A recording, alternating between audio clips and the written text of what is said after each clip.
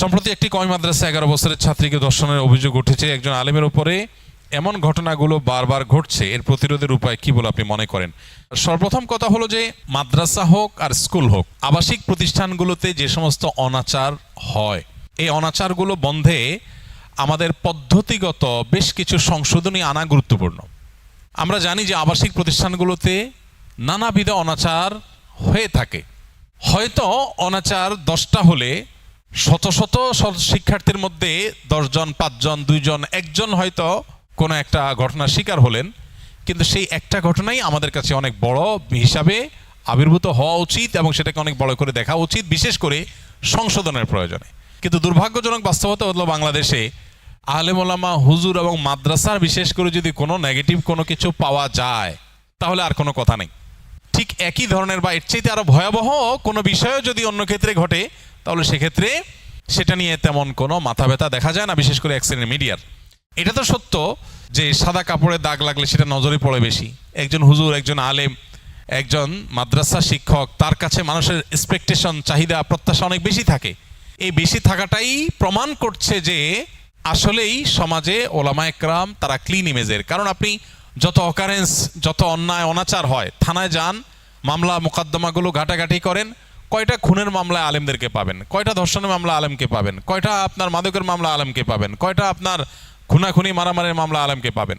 তুলনামূলকভাবে সমাজে তাদের সংখ্যার অনুপাতেও তারা আলহামদুলিল্লাহ ভালো। এই জন্য 500 টাকার নোট জাল হলে মানুষ আশ্চর্য হয়ে যায়, 10 টাকার নোট, 20 টাকার নোট কেউ জাল করেও না, তাই না? এই কারণে হুজুরদের বা মাদ্রাসার কোনো নেগেটিভ জিনিস একটা নজরে পড়ে বেশি। কিন্তু যেই ঘটনা পার্টিকুলার এখানে উল্লেখ করা হয়েছে, এই ঘটনার ব্যাপারে আমি যতটুকু লক্ষ্য করেছি সেটা হলো যে বিষয়টা এখনো পর্যন্ত পরিপূর্ণ ক্লিয়ার না যে আসলে কি ঘটেছে। কিন্তু ইতিমধ্যে আমরা আমাদের দেশে অবশ্য শুধু এই ঘটনা না, অন্যান্য ক্ষেত্রে আমরা দেখি, মানে আজকে হয়তো কেউ এখানে সাফারার হয়েছে, কালকে আপনি, কালকে আমি, বা আরেকদিন আরেকজন, কারোর ব্যাপারে অভিযোগ উঠলে তাকে দোষী হিসাবে আমরা ট্রিট করা না, শুধু পারলে তাকে শাস্তি দিয়ে শেষ করে ফেলি। এখানে যে আলেমের বিরুদ্ধে অভিযোগ উঠেছে, প্রথম কথা হলো যথাযথ তদন্তে যদি সত্যি যদি এরকম কিছু ঘটে থাকে, এটা যদি প্রমাণিত হয় সঠিক তদন্তে তাহকিকে, তাহলে আমি তো বলি এবং অনেক ওলামা একরাম এটা বলেন যে এই ক্ষেত্রে শরিয়া আইন, আপনারা তো কোনো ক্ষেত্রে যারা আইনের প্রয়োগ ঘটান, যারা আইন প্রণয়ন করেন, কোনো ক্ষেত্রে তো আপনারা শরিয়া আইনের প্রয়োগ করতে চান না বা করেন না মুসলমানদের দেশে হওয়া সত্ত্বেও। আলেম ওলামারা কেউ অন্যায় করলে তিনি নিজে তো শরিয়া আইনে বিশ্বাসী, যদিও শরিয়া আইনে বিশ্বাসী না হলে কেউ মুসলমানই থাকার কথা না, সবাই বিশ্বাসী হইতে হবে এজ এ মুসলমান। কিন্তু একজন আলেম তো তিনি বলে কয়ে ঘোষণা দিয়ে বিশ্বাসী, তাহলে অন্তত আলেমের ক্ষেত্রে শরিয়া আইন কার্যকর করা হোক। কোনো আলেম যদি কেউ দোষী সাব্যস্ত হয়, তার পক্ষে 1 সেকেন্ডের জন্য ওকালতি করতে বাংলাদেশে কোনো আলেম আসবে না। কিন্তু উদুরপিণ্ডি বুদুর ঘাড়ে চাপানোর মতো ঘটনা এদেশে অহরহ ঘটে। বিধায় কোনো কিছু নিয়ে কথা উঠলেই যে সেটা সত্য ধরে আমরা আপনার সামনে অগ্রসর হতে হবে বা সত্য ধরে আমরা মন্তব্য করব, এটা সঠিক না। কুমিল্লার একটা ঘটনার ব্যাপারে এই কয়েকদিন আগে এরকম শুনেছি, সেটাও মহিলা মানসার ঘটনা, অথচ পরবর্তীতে পুরো জিনিসটা উঠে আসছে যে একদম তদন্তে বের হয়ে আসছে যে যা রটেছে, সাধারণত বলে যা রটে কিছু না কিছু বটে, যা রটেছে তার কিছুই বটে না, অন্য কিছু বটে।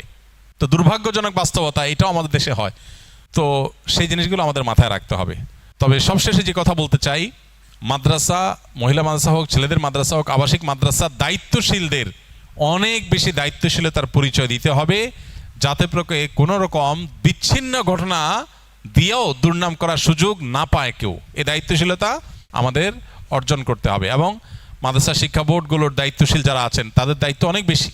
আমরা তাদের প্রতি উদাত্ত আহ্বান করব এই বিষয়গুলোতে প্রত্যেকটা ঘটনার পর নিরপেক্ষ তদন্ত করা, সঠিক ঘটনা বের করে আনা এবং কোনো কারোর ব্যাপারে যদি অভিযোগ প্রমাণিত হয় তার জন্য শাস্তি কার্যকর করার জন্য আলেমদের সবার আগে কথা বলা, এই জিনিসগুলো আমাদের কর্তব্যের অংশ। আল্লাহ রাব্বুল আলামিন আমাদের সমাজকে সুস্থ এবং সুশৃঙ্খল করে দিন। এত অনাচার যে হচ্ছে সমাজে, আমরা যদি এই আবাসিক প্রতিষ্ঠান বাদ দিয়ে এমনি জেনারেলি বলি, এত ব্যভিচার, এত ধর্ষণ, এত অনাচার হচ্ছে যে এগুলোর পেছনে অনেক অনেক দিক আছে যেগুলো আমরা খেয়াল করি না। কেন এগুলো হচ্ছে? আপনি নানাভাবে অশ্লীলতার বিস্তার ঘটাবেন, নানাভাবে মানুষকে উচ্ছৃঙ্খল হতে আপনি উৎসাহিত করবেন, সহযোগিতা করবেন, আর দুর্ঘটনাগুলো ঘটার পর শুধু হা হুতাশ করবেন, এটা তো আসলে হয় না।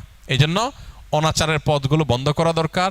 আবাসিক শিক্ষা প্রতিষ্ঠানগুলো আরও দায়িত্বশীল হওয়া দরকার, মাদ্রাসার দায়িত্বশীলেরা, শিক্ষা বোর্ডগুলোর, মাদ্রাসা শিক্ষা বোর্ডগুলোর দায়িত্বশীলেরা এবং মাদ্রাসা হোক আর স্কুল হোক, কলেজ হোক, বিশ্ববিদ্যালয় হোক। ঢাকা বিশ্ববিদ্যালয়ের একজন শিক্ষার্থী আত্মহত্যা করেছেন কিছুদিন আগে দুর্ভাগ্যজনকভাবে।